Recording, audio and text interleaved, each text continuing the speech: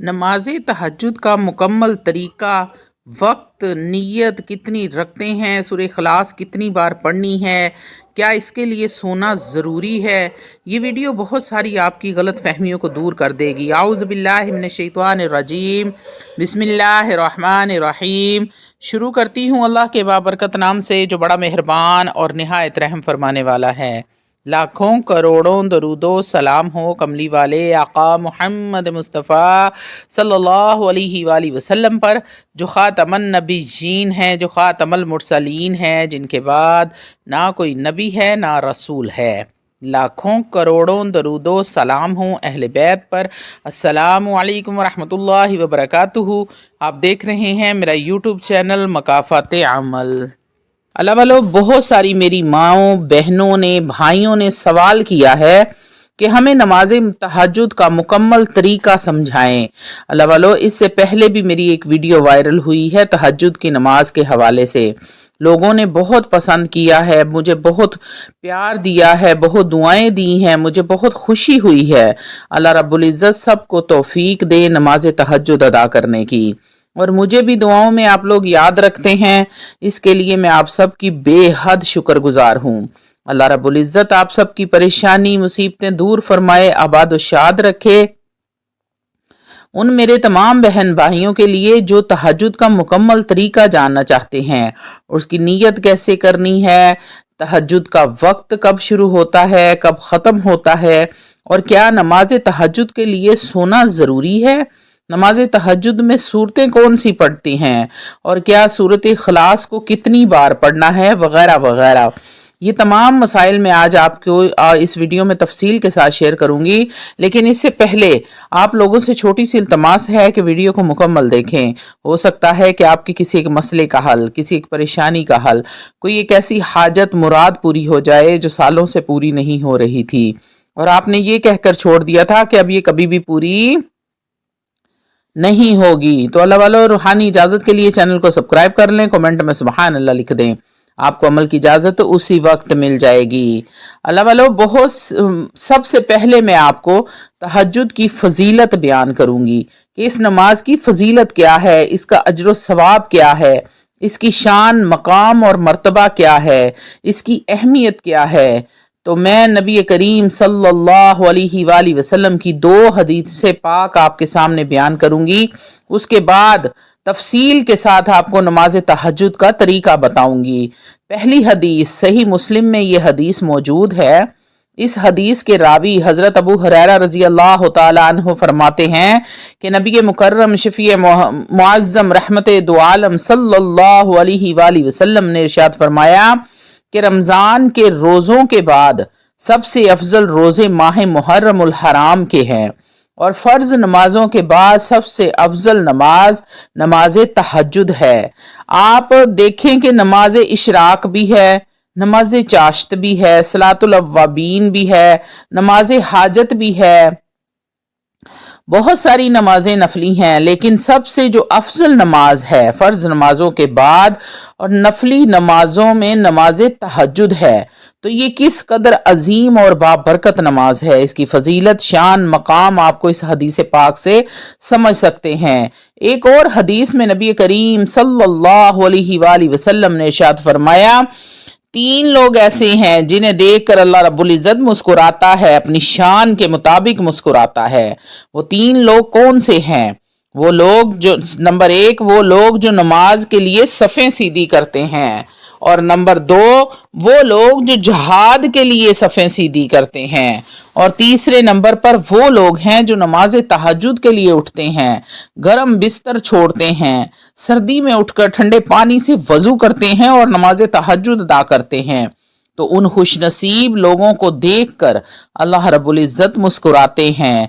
अब आप यहाँ से ही अंदाज़ा लगा सकते हैं कि कोई हाजत है, कोई परेशानी है, कोई मुसीबत है, कोई मसला हल नहीं हो रहा, तो आप ये नमाज अदा करें इखलास के साथ, इस्तकामत के साथ, और आपको देखकर अल्लाह रब्बुल इज़्ज़त जब मुस्कुरा रहा हो, और आप ये नमाज अदा करने के बाद जब आप अपने अल्लाह रब्बुल इज़्ज़त से दुआ करेंगे, اپنی حاجت کے لیے اپنے رب کی بارگاہ میں اپنی حاجت کو رکھیں گے، پیش کریں گے، آپ کا کوئی مسئلہ ہے، پریشانی ہے، اس سے نجات کے لیے اللہ رب العزت سے دعا کریں گے، تو آپ خود اندازہ لگا سکتے ہیں کہ اللہ کرم فرمائے گا یا نہیں فرمائے گا۔ ضرور اور ضرور اللہ رب العزت پھر اس بندے کو نوازتا ہے جو نماز تہجد کے وقت اٹھ کر نماز تہجد ادا کرے اور پھر دعا مانگے، اپنی حاجت اپنے رب کے سامنے پیش کرے۔ اللہ والو، اس نماز کا جو وقت ہے وہ وقت ہی بڑا بابرکت ہے۔ نبی کریم صلی اللہ علیہ وآلہ وسلم نے ارشاد فرمایا، رات کے پچھلے پہر جو تہجد کا وقت ہوتا ہے، اس وقت اللہ رب العزت آسمان کی طرف نزول جلال فرماتے ہیں اور اس کی بارگاہ سے صدائے رحمت آتی ہے، کوئی ہے مجھ سے بخشش طلب کرنے والا، میں اسے بخش دوں، کوئی ہے مجھ سے رزق طلب کرنے والا، میں اس کو رزق عطا کروں، کوئی بے اولاد مجھ سے اولاد مانگنے والا ہے جس کو میں اولاد نرینہ عطا کروں۔ جو بھی جائز حاجت اللہ رب العزت کی بارگاہ میں اس پہر مانگی جائے تو اللہ رب العزت قبول و منظور فرماتے ہیں۔ اب آپ کو اس نماز کا مکمل طریقہ بتاؤں گی۔ سب سے پہلی بات کہ نماز تہجد کا وقت شروع کب ہوتا ہے، اور اس میں کچھ لوگ غلطی بھی کرتے ہیں۔ جو لوگ نماز تہجد کو وقت پر نہیں پڑھتے ان کی نماز تہجد ادا ہی نہیں ہوتی۔ تمام لوگ توجہ میری طرف کر کے سنیں مکمل طریقہ۔ اللہ والو، نماز تہجد کا وقت جیسے ہی آپ نے نماز عشاء کی نماز ادا کر لی تو اس کے فوراً بعد نماز تہجد کا وقت شروع ہو جاتا ہے، اور اس کا وقت ختم کب ہوتا ہے؟ اس کا وقت ختم ہوتا ہے جب سحری کا وقت ختم ہوتا ہے، یعنی کہ جب آپ رمضان میں سحری کا وقت آپ کا ختم ہوتا ہے اور بعد میں اذان ہوتی ہے، بعد میں فجر کا وقت شروع ہوتا ہے، اس وقت تک تہجد کا وقت رہتا ہے۔ یہاں پر لوگ غلطی کیا کرتے ہیں جس کی وجہ سے ان کی نماز نہیں ہوتی؟ وہ غلطی یہ ہے کہ آپ لوگ سمجھتے ہیں کہ جب فجر کی اذانیں شروع ہوتی ہیں تب ہی فجر کا وقت شروع ہوتا ہے۔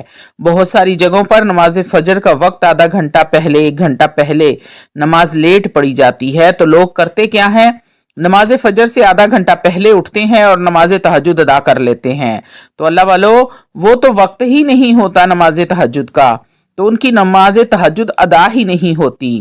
اللہ والو، نماز کی کوئی بھی نماز ہے، اس کی سب سے بڑی شرط یہ ہوتی ہے کہ آپ جو بھی نماز پڑھیں اس کو اس کے وقت پر ادا کریں۔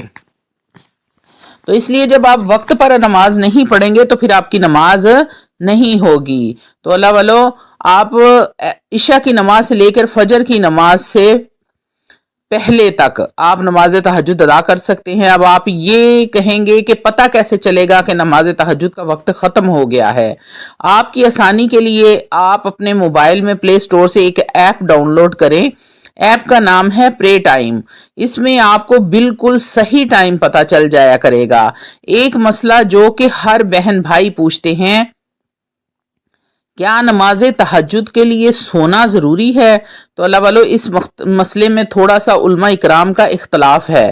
کچھ علماء اکرام کہتے ہیں کہ سونا ضروری ہے اور کچھ کہتے ہیں کہ سونا شرط نہیں ہے، لیکن میں ان علماء اکرام کی پیروی کرتی ہوں جو کہتے ہیں کہ نماز تہجد کے لیے سونا چاہیے۔ آپ 5 منٹ ہی کیوں نہ سوئیں۔ دوسری بات جو اس حوالے سے بڑی ہی کثرت کے ساتھ لوگوں نے سوال کیا ہے کہ اس نماز کی کتنی رکعت پڑھنی چاہیے؟ تو اللہ والو، نماز تہجد کی رکعتیں آپ کم سے کم 2 بھی پڑھ سکتے ہیں، 4 بھی پڑھ سکتے ہیں، 6 بھی پڑھ سکتے ہیں، 8 10 بھی پڑھ سکتے ہیں اور 12 بھی پڑھ سکتے ہیں۔ کیونکہ میں 12 رکعتیں، میں نے اپنی والدہ کو بھی 12 رکعتیں پڑھتے دیکھا ہے، میں خود بھی 12 رکعتیں پڑھتی ہوں، اس لیے میں آپ کو بھی یہی کہوں گی کہ آپ جتنا زیادہ اپنے رب کے سامنے جھکیں اتنا ہی زیادہ بہتر ہے، آپ کو سکون ملے گا۔ تو آپ 12 رکعت ادا کریں، تو اگر ٹائم نہیں ہے تو آپ 2 بھی پڑھ سکتے ہیں۔ اگلا سوال جو ہر دوسرے بندے نے پوچھا ہے وہ یہ ہے کہ اس نماز میں کون سی صورتیں پڑھنی چاہیے؟ تو اللہ والو، کوئی پابندی نہیں ہے، جو بھی صورت آپ کو یاد ہے آپ پڑھ سکتے ہیں۔ بہت سارے لوگوں کو غلط فہمی ہے کہ اس نماز میں صرف سورہ اخلاص ہی پڑھتے ہیں۔ نہیں، اللہ والو، کوئی بھی صورت پڑھ سکتے ہیں۔